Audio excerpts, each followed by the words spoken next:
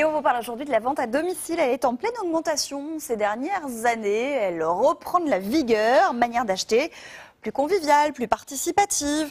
Beaucoup de marques forment des ambassadeurs qui vont porter la bonne nouvelle dans les foyers.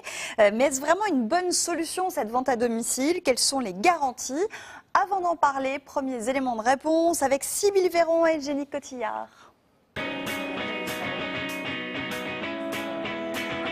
Fini la traditionnelle réunion Tupperware entre mamies autour d'une tasse de thé fumante. La marque pionnière de la vente à domicile attire les jeunes. Il faut dire que le principe est à la mode. On ne parle même plus de vente à domicile, mais d'ateliers culinaires. Autrement dit, on teste les produits tout en cuisinant. Si tu peux y aller fort. L'idée c'est que, regarde, les picots vont prédécouper, derrière tu as des rainures qui vont prédécouper. Vas-y, très très fort. C'est fait pour.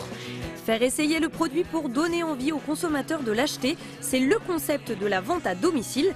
D'ailleurs, jamais vous ne trouverez un Tupperware dans le rayon d'un supermarché.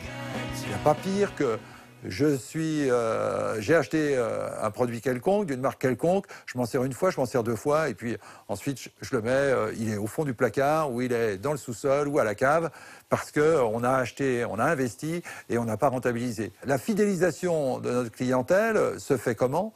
Par la persuasion qu'ils vont acheter un produit, que ce produit est de qualité, qu'il va durer, et qu'ils vont en avoir un usage intensif. Mais convier ses amis à une vente à domicile, n'est-ce pas un peu les pousser à la consommation?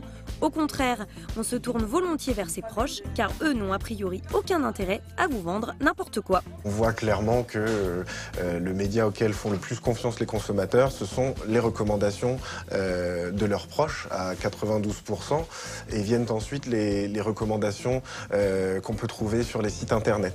Face à l'engouement pour ce type de vente, le gouvernement a renforcé depuis l'été dernier la législation, notamment concernant les délais de rétractation. Le délai de rétractation, désormais de 14 jours, débute à partir de la livraison du produit. Si vous avez commandé plusieurs produits, on va tenir compte de la date de livraison du dernier produit. La vente à domicile a clairement le vent en poupe. Tous les produits sont concernés, lingerie, maquillage, vêtements. Aucune obligation d'achat, même si cette fois, les clientes se sont laissées séduire.